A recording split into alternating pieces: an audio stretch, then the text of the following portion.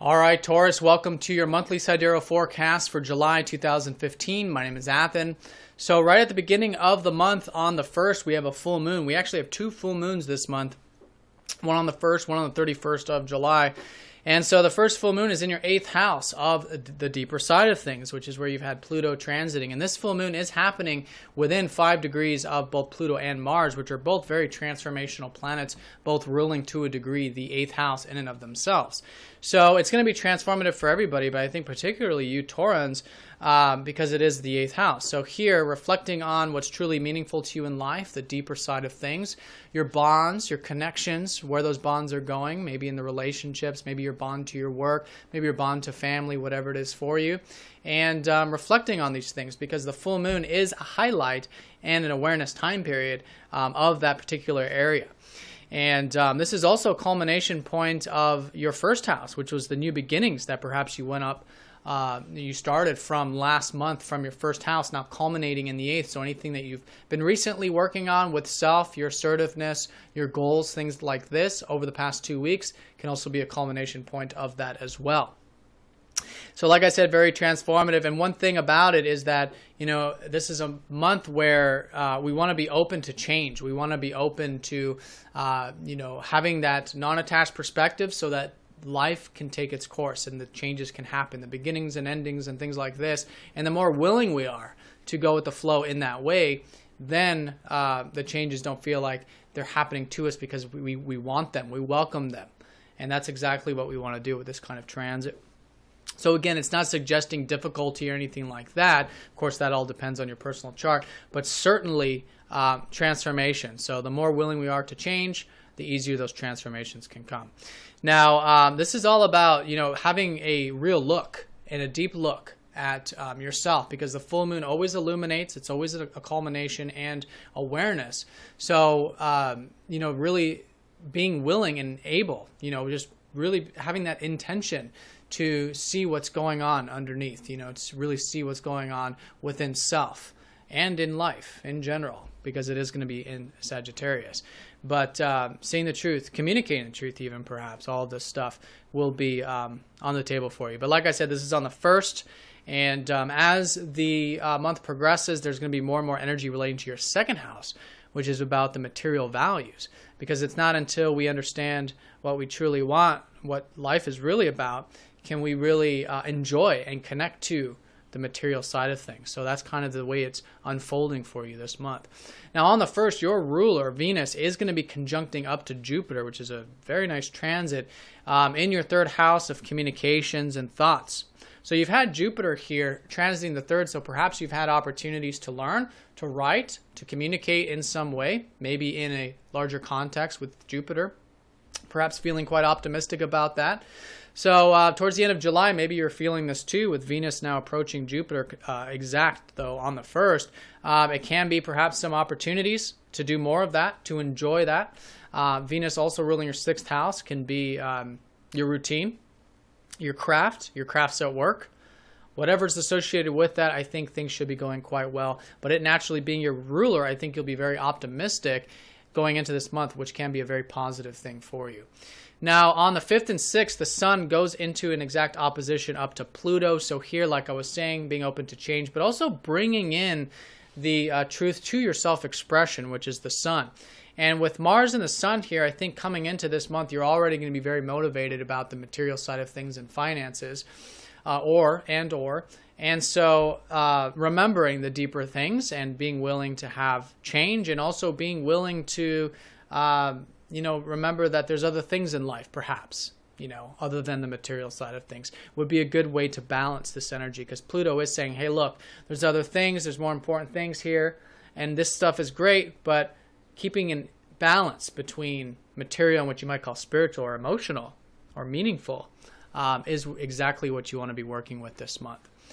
Now, on the 5th and 6th as well, Saturn is going to be going into your 6th house, where he was transiting over the past few years. So for those of you Taurans who've noticed over the past few years that perhaps you're working hard at any crafts, developing your work on the day-to-day level perhaps, relating to your health, your diet, your routine, things like this. Now Saturn going back in here for the last time of this Saturn cycle for the next 30 years, is going to be an opportunity for you to finish up and rework and redo some of those things relating to either crafts or routines now for the next couple months while he's in this 6th house of yours before he goes direct.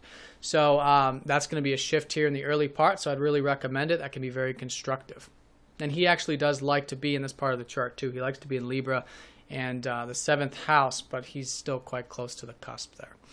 Now, on the 8th, we've got Mercury, who's going to be entering into that 2nd house to join up with the Sun and Mars, further emphasizing this material stuff. This is the part of the chart where it's about your sense of self-worth. It's about your sensual pleasures, which is it's your house as a Taurus. And so thinking about these things, reworking, and really wanting to improve the material side of things is really a good working energy of Mercury because it naturally rules Virgo. And, it's about those things. So connecting to that, expressing it, this is also maybe things relating to relationships, which I'll cover because these planets are going to be very close to each other as the month progresses. Now we have the new moon here on the 15th in that 3rd house, further emphasizing, 2nd house, further emphasizing that material pleasure, sense of self-worth. Perhaps there's a newfound sense of self-worth coming up this month, or some new beginnings relating to these material things. Because life, again, it's kind of a two-way process. There's the spiritual, deeper stuff that we can't really see but we feel, and then there's the material stuff which we see and we experience and we enjoy. So this is definitely the emphasis of new beginnings around the physical side of things, of the enjoyments, finances, things like that. So I'd really reflect on this again, be willing to improve it, be willing to put energy into it with Mars. But around the full moon, it's always a good time to reflect, think about it, and then as the energy builds, put more and more energy into that, because I think you will be motivated towards that stuff anyways. Now your ruler shifts signs, goes into the 4th house where she likes to be. So here in the 4th house, Venus is about connecting to your emotions, connecting to home, family, past, roots, things like this. All of this can be very nice, so I'd really recommend it. See where you can, connect to family members, connect to home, spend some time at home, and all of that I think you'll be enjoying because Venus shows us where we can have an enjoyment, and that is going to be the case for you. She's going retrograde in this 4th house, so it's going to be an overall theme for the next couple months, but certainly around the mid-month here. Enjoy it. Enjoy home, family, past roots, etc.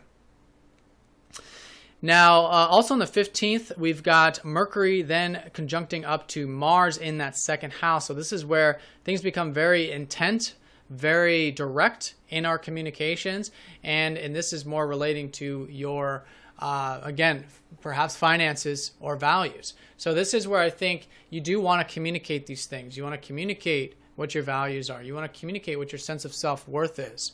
And it's through that, it's good to be very direct with it, very assertive with it.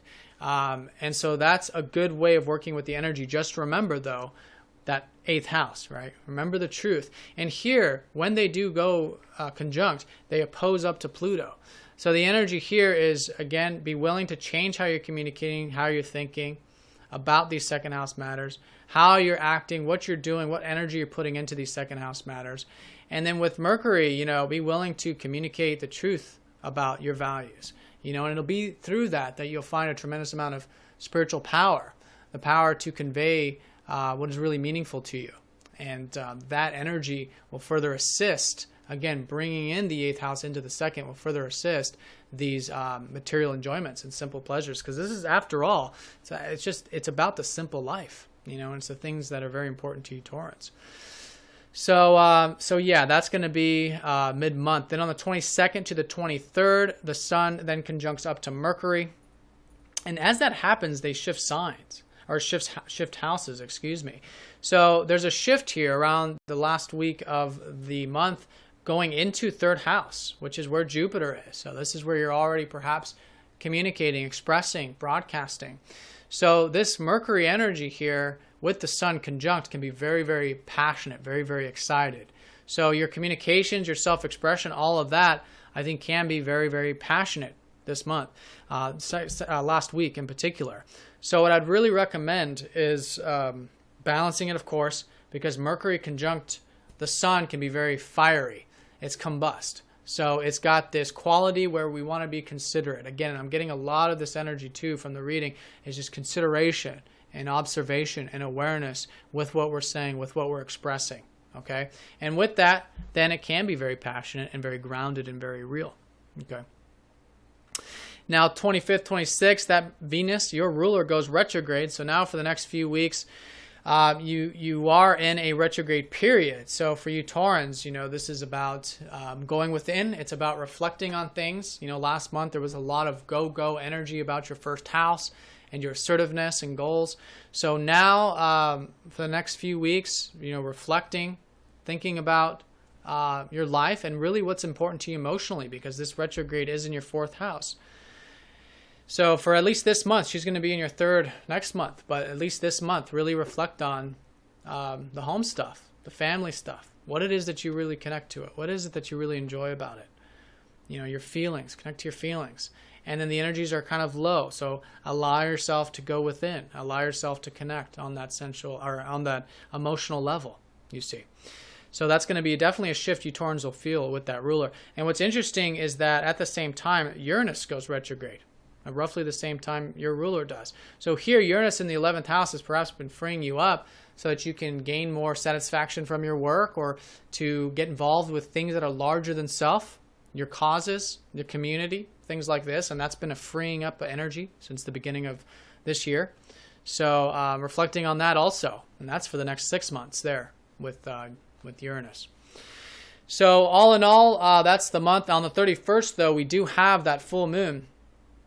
2 full moons this month, and so this is happening in that 3rd house. Well, it's your 3rd and your 9th house. Okay, 9th house is the one that's really going to be activated here. So the shift for you is with perhaps this new shift into the communications, with the more practical side of things, how you're thinking, how you're communicating.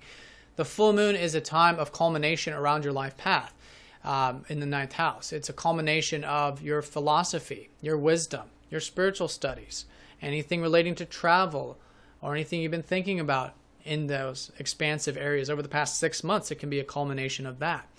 So whatever that is, as always, reflect. And with the full moon in the 9th, look at your life path, because that's where you have the strongest energy, the strongest awareness, and it's a really good placement for that. How's your life unfolding? Where are you going? How are things going? It's an overarching perspective. It's the top of the chart. So, yep, that's the full moon. And again, it can be a culmination of those things, or also anything relating to the financial or material side of things, which is, of course, the new beginnings that you had 2 weeks prior to this. So if you've been putting in that energy with the material stuff, the finances, whatever it is, culmination point perhaps at the end of this month to some varying degree. The real culminations will, of course, be in 6 months once the solar cycle comes around, but it can certainly be the short-term culmination point of those things as well. So Taurus, this was a general look at the stars in the sky. If you'd like a more personal reading, please get in touch. You can click the link down below. Hope you guys have a nice month. If you have any questions, please let me know, and I'll talk to you all next time. Take care.